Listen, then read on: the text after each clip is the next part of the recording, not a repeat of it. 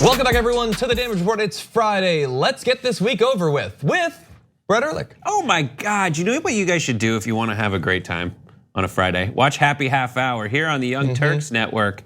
Oh, we have a great guest. We have Jocelyn Donahue. I have said Jillian Michaels almost. It's Gillian Anderson. Yeah. Jocelyn Donahue, who was in House of the Dead, which is one of Asher's favorite movies ever. Yeah. And then she's in the upcoming sequel to The Shining. That's awesome. Yeah, that's Dr. definitely Sleep. gonna be a big one. House of the Devil. So definitely watch that later on. Before that though, watch this. You're off to a great start in that regard, but you should keep going with it. Stick with it, even if every instinct you have is saying to change the channel. So we got a lot that we're gonna be talking about today. We've got some updates on the Ukraine situation.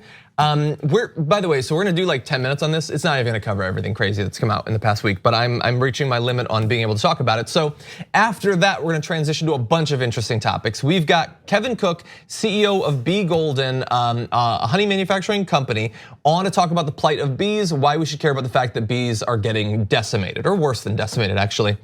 Then AOC versus Trump. That is going to be fun. A gigantic hoax perpetrated on AOC by the right wing.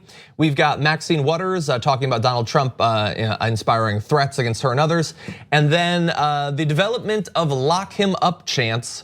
What will happen when people start chanting those at Democratic candidates' events? We will see with a test run. Was your worse than decimated reference less than 10% of bees? Is that what you're saying? Or were you saying? Well, decimated, right, would be 1 in 10? Yeah. Okay. This is worse. Worse than 1/10%. Right? Gotcha. No, I was pretty certain. That's the specific you were like decimated. You were making an etymological reference to the root word of decimated. Yes, and even though that's not how the word is used anymore. I know, but good for you. Is it though? Is it good for me? Anyway, certainly not good for the runtime of the show. So we should probably move on because there's a lot to get to. So we're gonna jump into Donald Trump and impeachment. Those two things, they go together like peanut butter and jelly. Donald Trump under a lot of pressure. And in the past 24 hours, it got way worse really fast with a bunch of stories being dropped. We're not even gonna talk about the second whistleblower, by the way, having to do with interfering with the audits of his taxes. That's as much as we're gonna say because it's just too much. So let's talk about some more stuff that came out. You've heard about his call with the Ukrainian president where he pushed for investigations of his political opponents. Well, it turns out he doesn't always just call the Ukrainian president to push for that sort of thing. Sometimes he mixes it up and he calls the president of China. So during a phone call with President Xi on June 18th, Trump raised Joe Biden's political prospects as well as those of Senator Elizabeth Warren, who by then had started rising in the polls, according to two people familiar with the discussion. And we don't know for sure everything that happened in that conversation. This is not one of the transcripts that we have yet. But if you want to know what sort of transcript it was immediately taken and put into that high security server where the rest of his conversations are hidden. So I can't say for sure that in that call he pushed for an investigation of Elizabeth Warren. He did apparently push for an investigation of Joe Biden, a move that startled Chinese officials who say they have little interest in becoming embroiled in a US political controversy. So on top of him admitting on TV yesterday morning that he wants China to investigate them, he apparently has been pushing for it behind the scenes for a few months at least. There's an amazing interaction with Jim Sciutto and Peter Navarro this morning on CNN where Jim Sciutto's like, listen, I've talked to you many times about how China is terrible and you've confirmed that. And as soon as Peter Navarro realizes that this is going where anyone's intuition would lead them, why are you asking the Chinese government for help in your political scandal investigation? Yeah. The guy's like, this is a witch hunt. Navarro, this is a witch hunt. It is one of the most magical meltings of a person on television and devolving into absolute nonsense. And that's because there is no defense. Yeah. Like the allegory is, you know that song, I Shot the Sheriff, but I did not shoot the deputy. This is Trump going like, I shot the sheriff, and I think the deputy's son did something with Ukraine. And then it's like, could someone look at, oh no, another sheriff. Exactly. Oh, call China, do an investigation, there's another sheriff. He keeps shooting the sheriff over and over again and admitting to it. And they want you to focus on this other issue of like, oh, maybe we could look into the people who might be interested in investigating the deputy. That's not it. There is a very big, real crime that he's already admitted to. Yeah. And everything else either proves that or is a distraction from it. There's nothing out there that ever disproves this accusation to which he has already admitted. Yeah. Yeah, and the thing is, like we've gone over the use of misinformation and confusing people about this, but today on the most recent edition of Chopper Talk, he said, and by the way, nobody ever talks about my call with the Ukrainian president. They don't talk about it. They do. It's out there. You admitted it. That's what started the whole thing. You submitted a partial summary of it, but the quotes. We've talked about it on the show. Everyone Arguably talks we are about right it. now. But anyway, my point is that the strategy has just become really repetitive and predictable. Just take a truth and just say the opposite of it. That's all he does. He tweets or he says during Chopper Talk the opposite of what we know to be true. And unfortunately, turns out pretty good strategy because 30% of the country is like, yes, I believe you, not my lying eyes, ears, and brain. Anyway, there is more to this. So the interesting thing as more and more of this comes out is that basically everyone other than Donald Trump in the US and in these other countries seems to have gotten that this was wildly inappropriate and potentially illegal, even people who don't exist in our legal system. So one Trump ally outside the White House described receiving a message from Chinese government officials asking if Trump was serious when he suggested China open an investigation into Biden. The response, investigating corruption is an easy way to earn goodwill with Trump. And once again, you see the conflation of investigating corruption with investigating my specific political opponent. So we have an amazing update on that little juxtaposition in a bit. But you also have, and again, we have to gloss over some of these details because there's too much. Two of President Trump's top envoys to Ukraine worked on a statement for the country's new president in August that would have committed Ukraine to pursuing investigations sought by Mr. Trump into his political rivals, according to 3 people briefed on the effort and documents released Thursday night. So behind the scenes, they and some in Ukraine were working on the statement that hypothetically would have locked them into the course of investigating Joe Biden. That was before we actually heard about this story initially. Yes, so all of the direct plans revolve around a quid pro quo being, can you please investigate the president, the former vice president, and then we'll talk. Yeah, exactly. And so look, in terms of the corruption thing, that's my favorite part of this. So I want to jump ahead to that. So more, unfortunately, on Trump here. Trump wants you to believe that this whole thing is just about corruption, fighting corruption, and he is trying to phrase it that way. This morning, Donald Trump tweeted, "As president, I have an obligation to end corruption, even if that means requesting the help of a foreign country or countries. It's done all the time. This has nothing to do with politics or a political campaign against the Bidens. This does have to do with their corruption." So it's not about Biden, it's about corruption. Biden's just one instance of it, man. He can give you so many, which is why this morning during Chopper Talk, he was asked if he's ever asked for a corruption investigation of someone who is not his political opponent. And he said, you know, we would have to look. It would be one thing if on the phone call you can't come up with a single instance of corruption that does not involve one of your highest profile political opponents.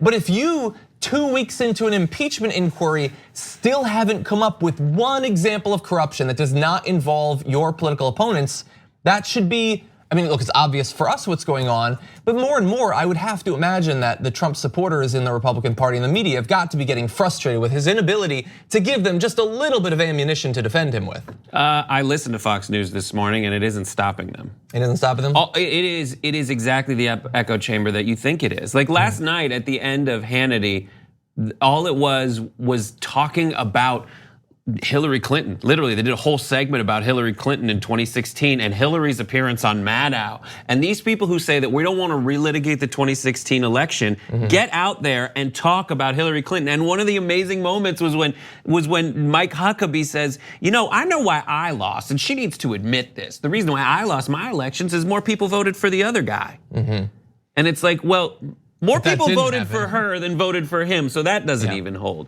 But with this, it's extremely frustrating because the legal argument that they have is we're investigating corruption. That's what they're trying to say. They can't come up with anyone besides Biden to talk about. Whether the example is Ukraine or China. But even if you want to investigate Biden's corruption, there's a law saying that Trump can't ask for that.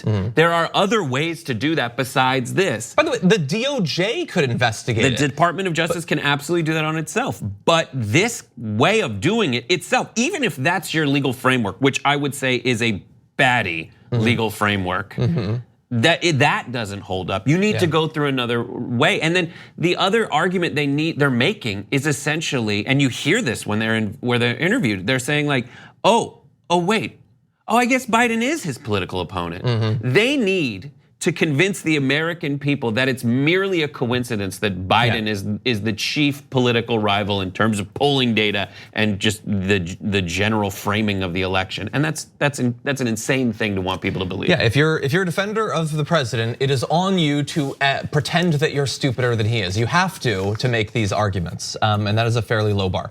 Now, also we have text messages, incredibly damning text messages. We can't go through all of them. They are available. There's a lot. We're gonna go through a few that stand out to me. These are generally between Secretary of State, or sorry, I should say Department of State diplomat Bill Taylor and Ambassador Gordon Sondland, ambassador to Ukraine. So here we have Taylor saying, "Are we now saying that security assistance and White House meetings are conditioned on investigations?" To which Sondland answers, "Call me." So if the answer is no, it's shorter than call me. You could just say it. But the thing about a phone call versus a text message is one leaves a paper trail, the other does not, presumably. Yeah, he might as well have said, you got Snapchat? Yeah, exactly. You got Snapchat. Can you tick or talk me? 8 days later, Taylor wrote, "As I said on the phone, I think it's crazy to withhold security assistance for help with a political campaign." Sondland responded by denying that this was the case and urging him not to text about the matter anymore. So again, Sondland's like, he might throw up some resistance to the narrative, but his main point is stop texting me about this, stop putting this down in a way that can be tracked, and in fact, it ends up being tracked. Taylor expresses concerns, saying he heard that, quote, "President Zelensky is sensitive about Ukraine being taken seriously, not merely as an instrument in Washington domestic re-election politics." So again, as these diplomats are being pushed to put pressure on the Ukrainian president, they get what is being done here, and apparently the Ukrainian government does as well. Sondland responds to that, saying it's important to, quote, "get the conversation started and the relationship built, irrespective of the pretext. I am worried about the alternative." I don't even know what that means, the alternative part. Now, a couple more really fast. So in terms of quid pro quo, it was obvious from the first summary transcript. People are pretending that it's not, but just in case that wasn't enough, we do have more. So in an interaction, we can bring this up. Look, Volker, another individual in these texts says, "Good luck, thanks. Heard from White House, assuming President Z convinces Trump he will investigate, quote, get to the bottom of what happened in 2016, we will nail down date for visit to Washington. Good luck, see you tomorrow."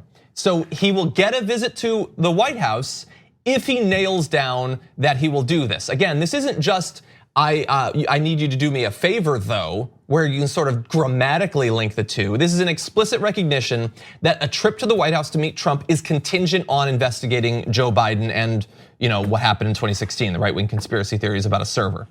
And then in terms of the trying to get rid of the paper trail, acknowledging how bad this looks, one more interaction. About a 4.5 hour gap after some of the earlier texts that we talked about. Sondland writes, "Bill, I believe you are incorrect about President Trump's intentions. The president has been crystal clear, no quid pro quos of any kind. The president is trying to evaluate whether Ukraine is truly going to adopt the transparency and the reforms that President Zelensky promised during his campaign.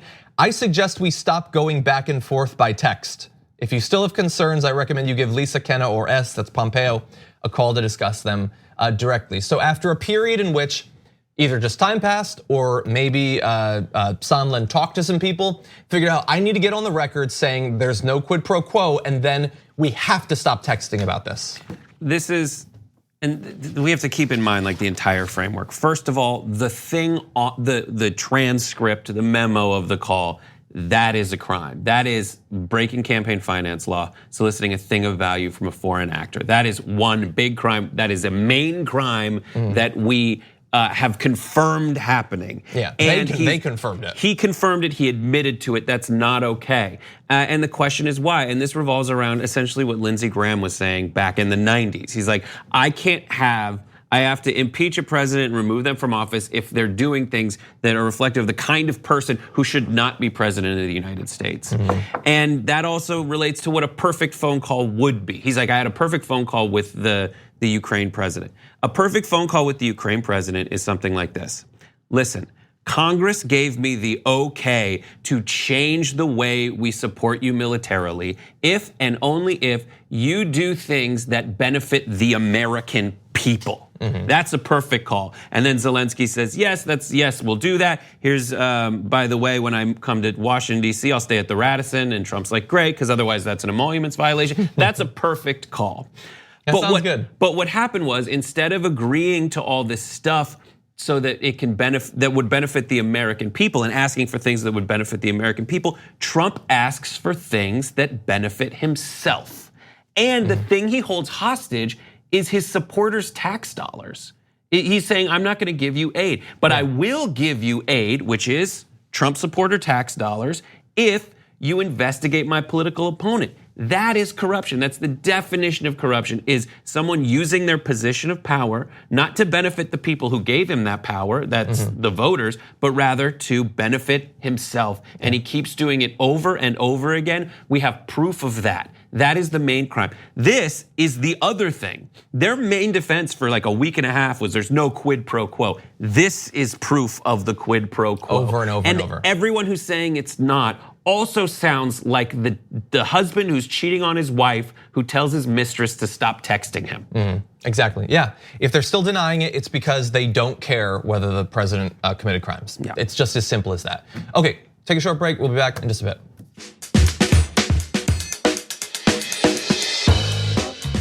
We need to talk about a relatively new show called the Republic, or UNFTR. As a Young Turks fan, you already know that the government, the media, and corporations are constantly peddling lies that serve the interests of the rich and powerful.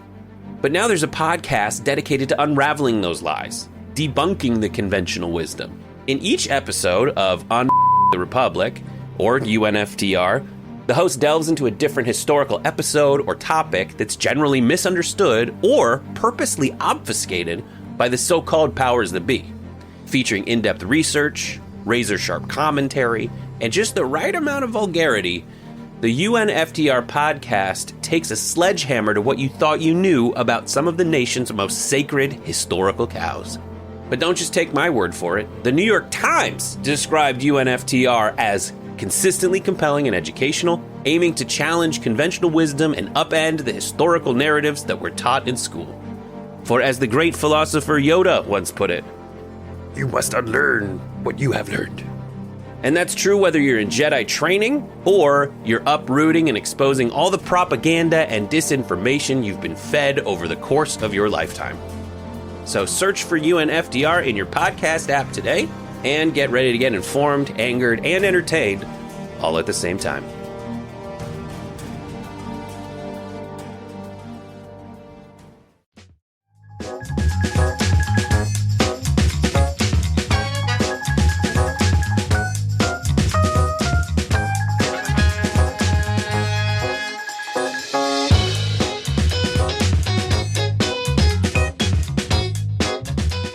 Sometimes a threat to literally the smallest things can have massive ramifications for those of us higher up on the both figurative and literal food chain, and bees are an amazing example of that. Joining us to break down the current plight of bees is CEO and co-founder of Bee Golden, Kevin Cooke.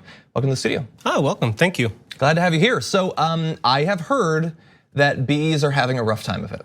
You would be correct. So how bad is it? How bad has the last year or so been for bee populations?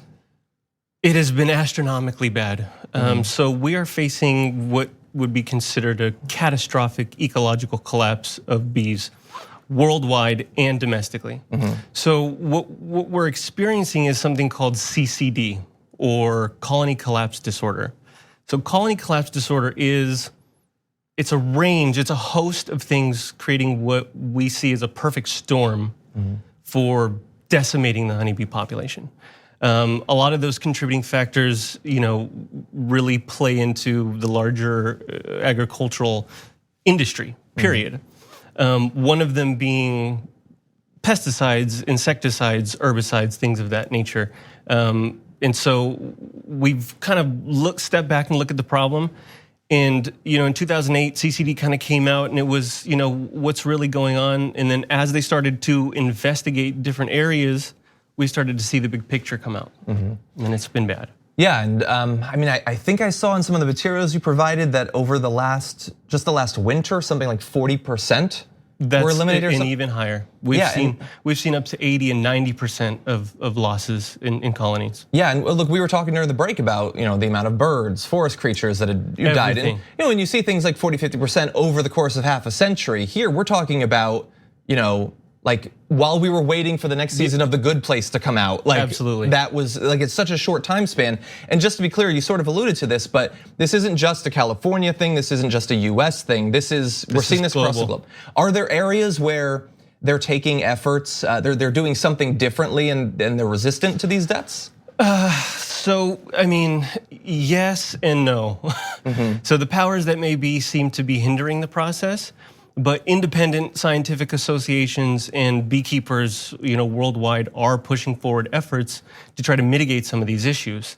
Some of the concerns we've had is with the EPA and their sort of lack of response to true and real scientific data.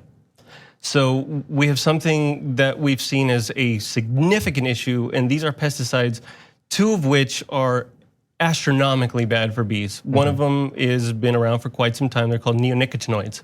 Neonicotinoids are sort of a new nicotine, so to speak, type of chemical.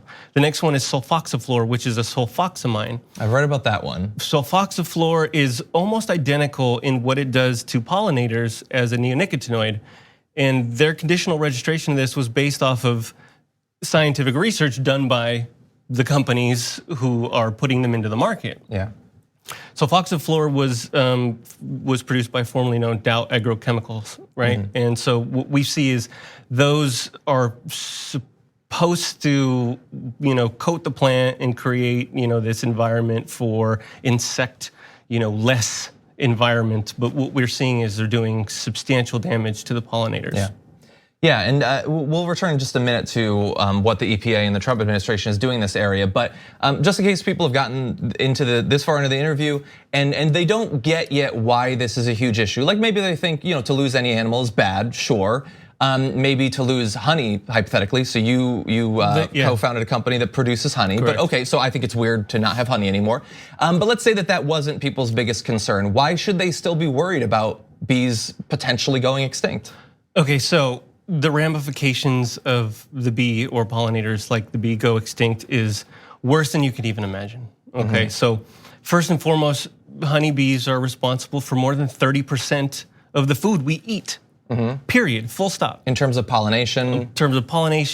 I mean, and then we could take it a step further and say, well, do you like dairy products? Do you like beef? Well, guess what? All of the food that these dairy cows eat are from pollinator services like alfalfa and hay and things that bees pollinate. Yeah. Okay, we could take it a step further. Do you like wearing t-shirts? Well, most of t-shirts have cotton, and what do we rely on to produce that?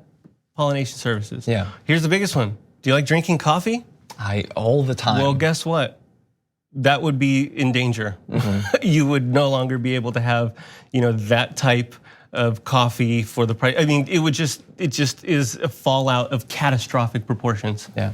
Yeah, so and I think it's great that you make it clear in so many different areas that it might seem to people remote, a bee off somewhere, but they affect things that we consume and wear, as you showed all the time. So in terms of this administration, there are these new concerns about these pesticides. Some of them are not new concerns.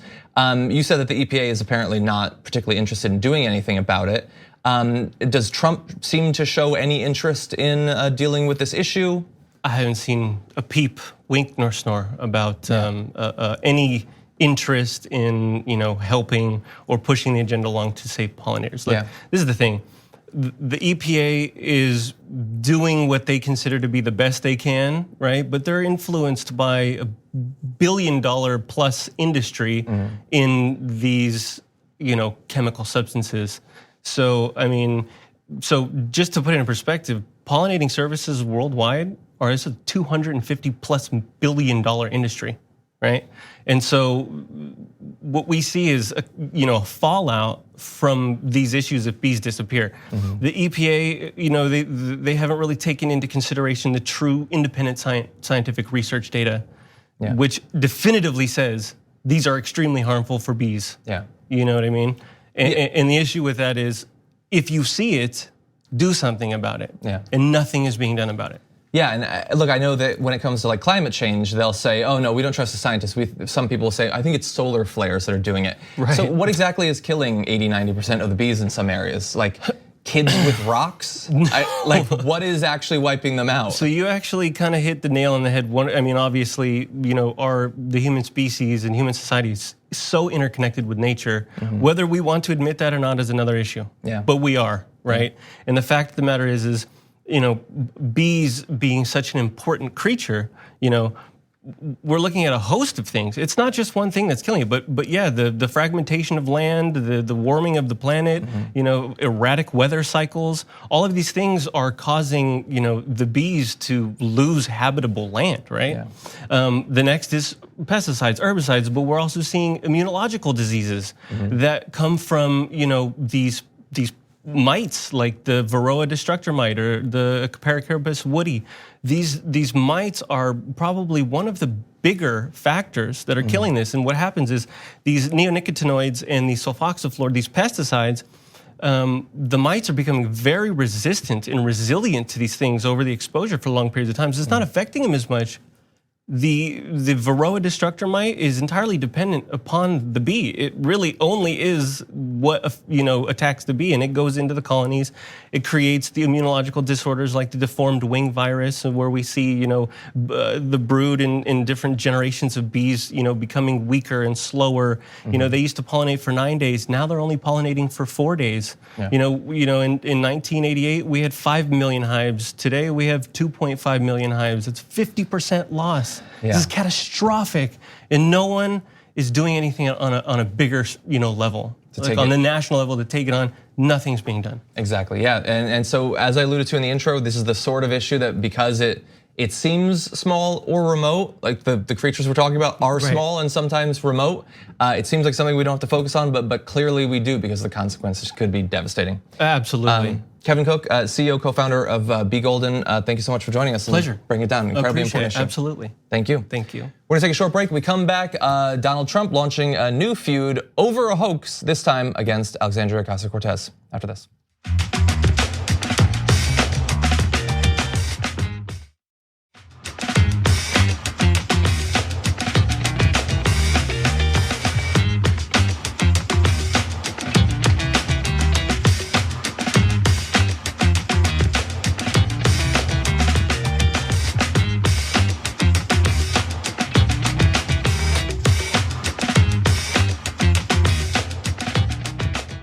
A Swedish professor saying that we can eat dead people, but that's not fast enough. So I think your next campaign slogan has to be this: we got to start eating babies. So that little interaction there took place at AOC's monthly town hall in her district, presumably one of her constituents standing up and saying, I like that you're doing something about climate change, but you're not doing enough. We should eat babies. So look, immediately after that happened, and AOC handled it, I think, with grace and concern for this individual who clearly, best case scenario, had some mental health difficulties. As soon as it was over, she takes to social media and says, I know that people are already going crazy about this, tweets and articles and stuff like that. Look at this crazed AOC supporter who says we should eat babies to stop climate change. She said, let's be respectful because clearly this person has some mental health problems and we need to be understanding of that. Turns out it's actually much worse than that. But it didn't take long before some opportunistic fake journalists like Ryan Saavedra on Twitter started tweeting out the article and implying that not only was the woman crazy, but AOC is crazy too. Donald Trump Jr. picked that up and tweeted, seems like a normal AOC supporter to me, to which his father, quote, retweeted, AOC is a whack, spelled incorrectly, job, because someone else said something he doesn't like, so he implies that a representative is a whack, spelled incorrectly, job. So that's where we're at. There's a couple steps beyond this. What do you think? How would you respond in real time to what was going on So you're there? saying in real time. Yeah. In real time, I would have said this is why we should take a second and regardless of what party they're in, for everyone who has to be like present at a town hall a city council meeting and hear everyone's concerns. Like you have to have a little bit of respect because they do have infinite patience for everyone who comes in. And what's amazing about democracy is these voices get heard. Assuming that is a real genuine actor who is not part of a vast black flag operation, false flag operation. Yeah. What are you implying? So I don't know. You said assuming this person's a genuine actor. Well, not so much to the genuine part, but the actor part potentially. But before we get to that, AOC defended herself from Trump's misspelled attack against her, saying, better than being a criminal who betrays our country, which I really like. But then on top of that, Bernie Sanders comes in. One of my favorite tweets in a long time. It's going to be a real pleasure defeating you. People throw around this idea that, just hook that up to my veins, but just hook that up to my veins. Yeah. So here's the thing of Trump, everyone knows it. They feel it in their bones. There's a change. You know how you can feel like a change in the weather? This is the change. It was called out by Shep Smith the other day. He's like, things are changing and you can feel it. Like the barbs that you're hearing from the people on the left are actually now stronger than Trump's idiocy. Because Trump's like, what a whack job is based on, seems like an average Trump AOC supporter, which isn't based in reality. But these everyone's saying, oh, Trump, you're scared. Because he is. Yes. And everyone who's on Trump's side, just close your eyes and say, to what extent do I just want to believe something? Yeah.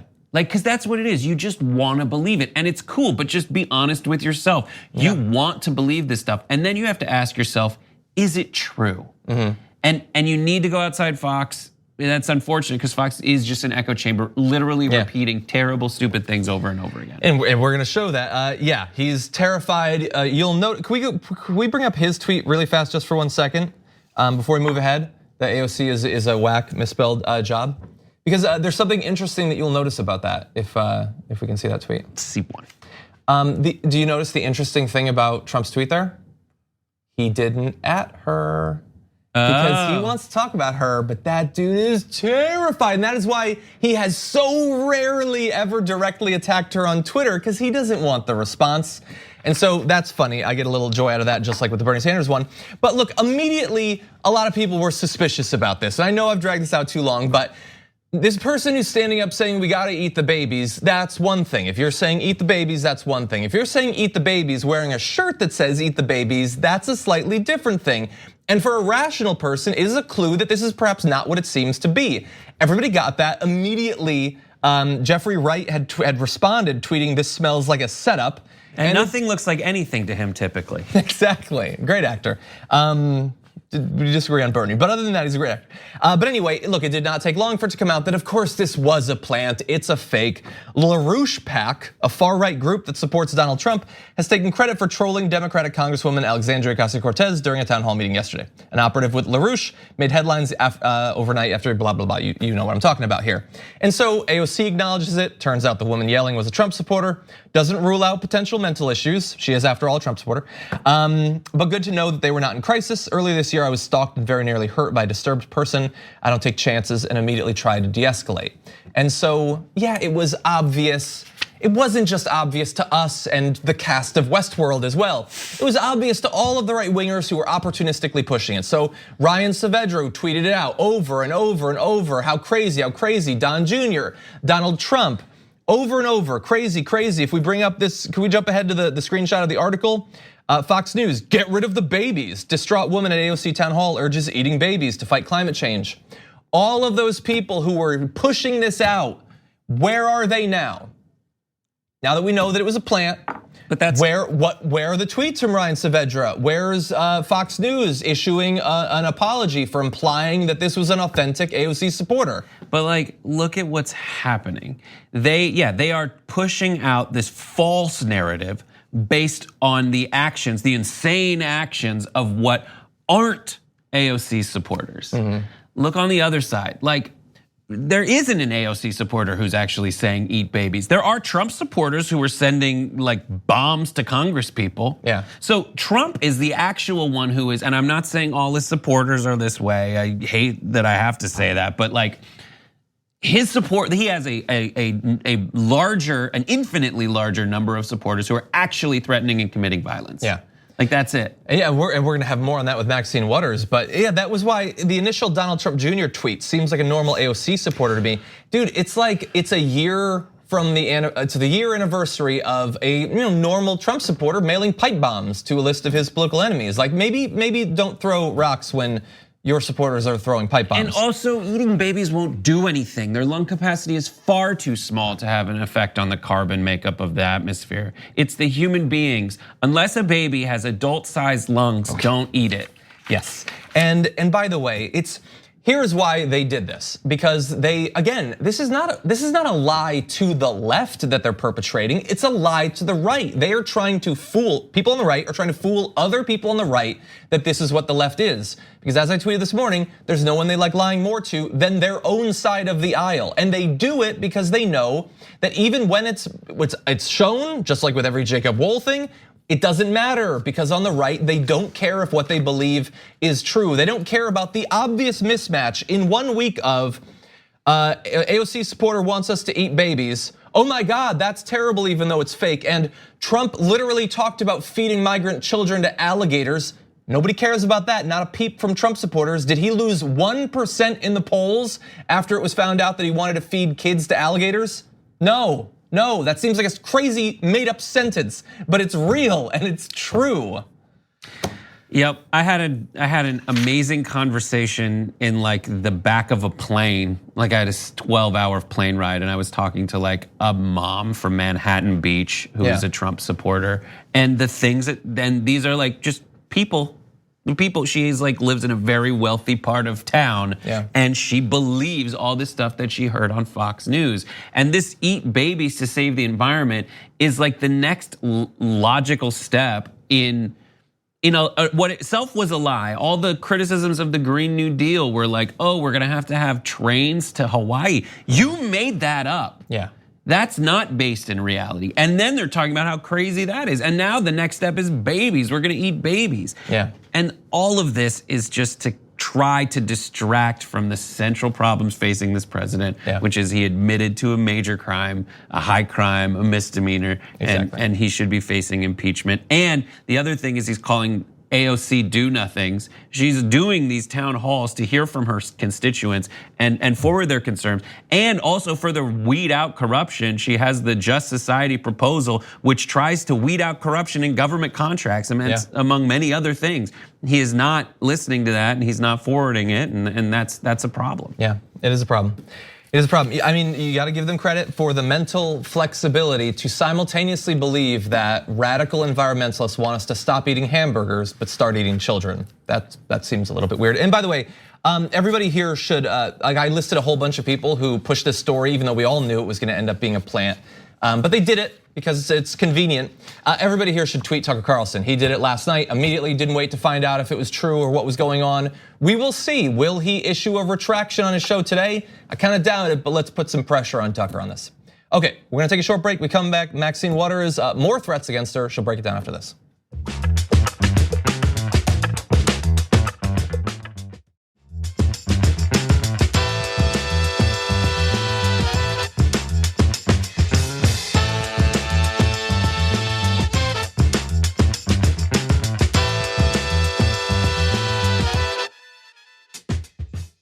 He's the president of the United States of America. He's setting some of us up to be killed. So that is Congresswoman Maxine Waters, who is no stranger to death threats under the Trump presidency, on MSNBC talking about how those threats continue to come.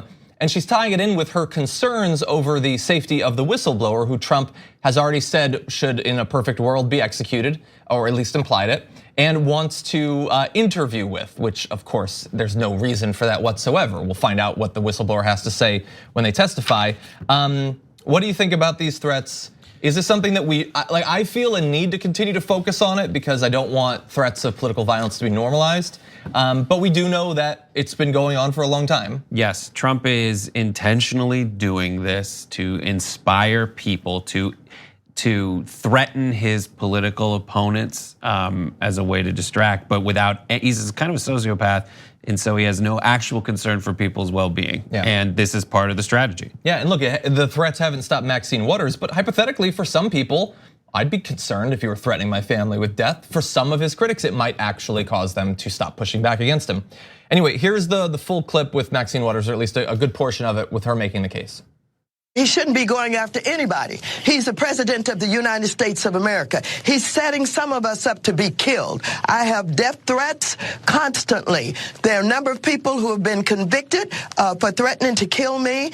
And when he does that, he's dog whistling to the white supremacists, the KKK, and the dangerous people. And we have stories about many of those white supremacists who do nothing but practice how they're going to be involved in a civil war and fight against this government. And this president is irresponsible in so many ways. Aside from making us a target of these white supremacists and those who would kill us in a civil war, some of us will be the first to be killed. Yeah, and look, we broke down earlier this week. He was talking about the coup, and he tweeted the Pastor Jeffress, who's talked about like a final solution against Jewish people and stuff like that. And we then saw different militia accounts tweeting out like, "You give the word on Twitter, and we're starting this thing." Right. And then this is not normal is kind of a catchphrase at this point, but you have to examine why. Like if it's not normal because it's bad, and this is one of those examples. Some things are just not normal because people haven't done it before. Not normal used to be like calling out civil rights violations. You just didn't mention it. When you change that norm, you actually bettered society by talking about what's wrong with it. But in this situation, it is not normal for a president to give these kinds of threats and encourage these kinds of threats for obvious reasons. You should be inspiring people to have discourse that betters society. But in this situation, he is saying things that intentionally cause folks to be afraid of violence and is actually inspiring people to commit violence. Yeah, and in terms of the normalization, I tweeted, what in the past 3 years has been normalized that you wouldn't have expected? And people had a long list of replies. And some of them, by the way, I didn't expect were positive. Things that have now been, they're considered just normal, that would have been considered too radical left in the past or something like that. And so that's good. But in general, I would say, I know a lot of people were worried with Trump coming in. John Oliver did his big show, like warning you of how things will change for you to be on the watch for it and to not allow things to be normalized. And I think, maybe I'm wrong, I think it's pretty clear we failed. I think that so much that Trump has done has been normalized and will be used by politicians in the future. And I find that to be a scary prospect. And you can't, and the difference is Fox News. The difference is a party, like there's a fundamental underpinning of media and journalism that is liberal because it is just opening discourse and calling out corruption and calling out terrible stuff. And that's part of liberalism as classically defined. But in this situation, you have someone masquerading as journalists who has no qualms about literally just repeating party lines word for word over and over again. And that's the firewall. But it is breaking because you also have like Andrew Napolitano, Shep Smith, and Chris Wallace calling this out on a daily basis. That is the thing that is so impressive and should be called out. And surprising. Anyway, we're gonna take one last break. Stick around.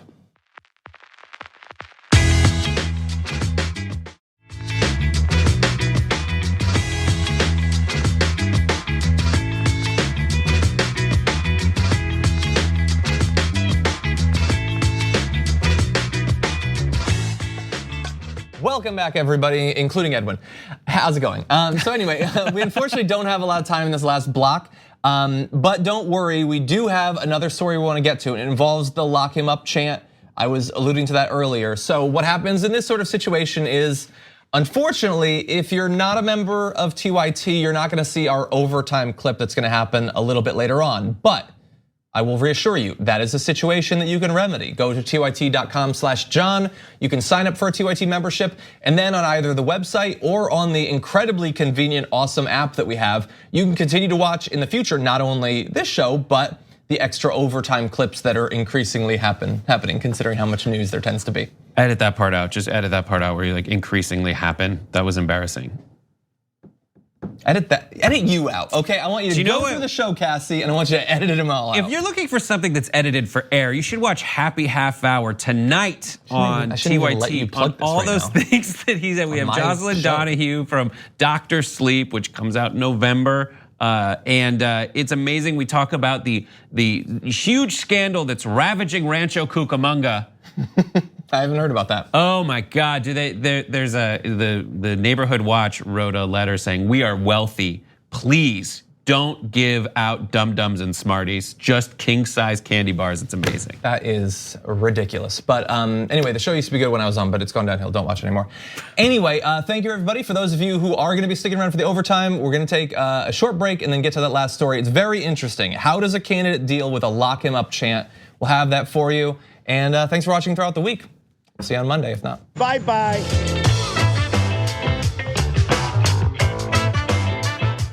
With Donald Trump under increasing threat from this impeachment inquiry, it is perhaps not 100% surprising that lock him up chants have begun. So when one of those starts, how should a candidate deal with it? Here at least is how Elizabeth Warren dealt with it.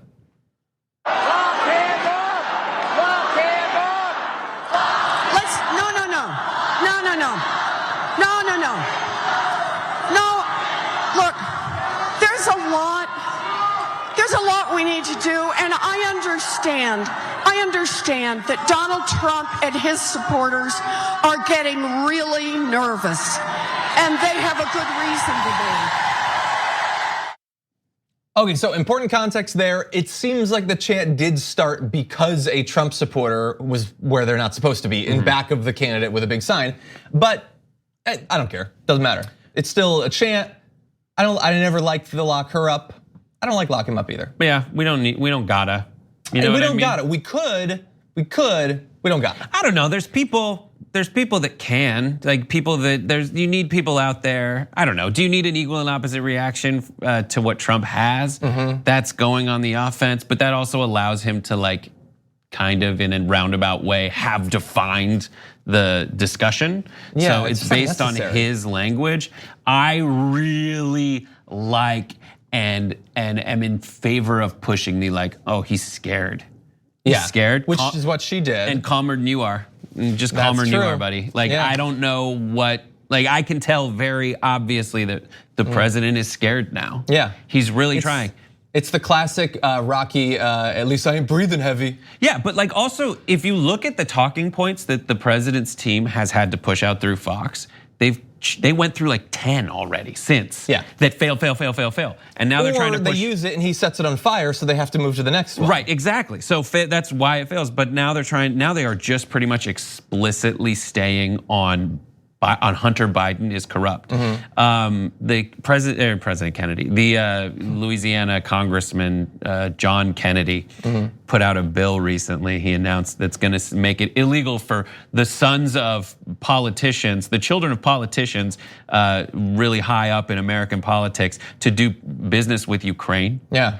But it's like if there's specific, but it's oddly specific. It like says if you have 5% ownership in a company, you can't do it. But like, I'm for that. I'm for all of that. See, I think that's incrementalism. That's a half measure. I called weeks ago for politicians to no longer be allowed to have families because it's just trouble. And it should be retroactive, by the way. But listen, I think there should be a rule saying that like you can't, your kids can't do that kind of stuff. Or at the very least, the Republicans need to acknowledge that if there's any president in the history of presidents who needs to make his like roll boys back off the nepotism argument, it's this one. Because like if you're looking around, Ivanka Trump last year got like something like 36 patents okayed in China, including against voting machines, against the backdrop of this trade war. Yeah. And all Trump's kids have had millions and millions of dollars in real estate deals because of course they have. Exactly, and they're getting speeches not because they're fabulous speakers, although I'm sure they are, but because of who their father happens to be.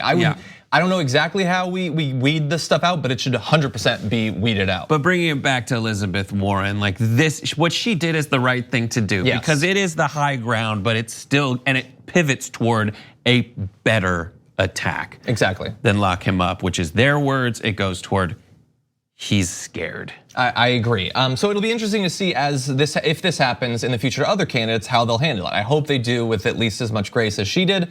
By the way, just in case, me acknowledging that she did a good thing does not mean that I'm endorsing her for president. I support Bernie Sanders. If you can't take someone talking about another candidate, avoid political media because it's going to be a rough couple months for you. How's your Elizabeth Warren tattoo doing? It still itches. Oh, sorry. It still itches, unfortunately. Anyway, super fast update too. We're not going to go super in depth here, but we've been waiting to find out how much money she had raised in Q3. I only add this on because last night I did a ton of live videos about Biden and Yang's fundraising. She raised $24.6 million, which is a lot of money, a big jump for her. It is still slightly less than Bernie Sanders. So it looks like, barring Delaney doing a lot better than anticipated, it looks like Bernie has raised the most money once again. So very impressive by Bernie Sanders, but also Elizabeth Warren. That's not nothing.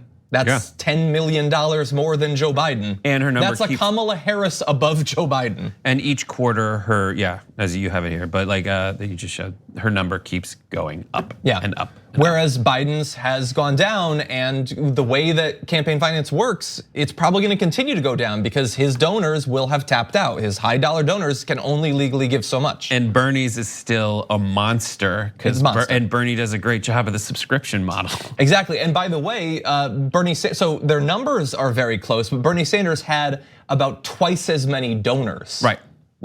That's amazing. Which makes it even less likely that they'll cap out. Exactly, yeah, something like 99.9% have not. And so that is a reliable well to draw from for the rest of the primary. And that's how money in politics should work. Exactly, it should like the only way that it should work. Okay, so thank you so much for joining us, both for the show and for the overtime. Love that you guys are either members or that you stuck around in some other way, perhaps that I don't know about. But anyway, thank you so much, Brett. Thank you again. Great to have you here. You can watch Happy Half Hour or not. It's up to you. Probably should though. Maybe. Okay, we'll see you Monday.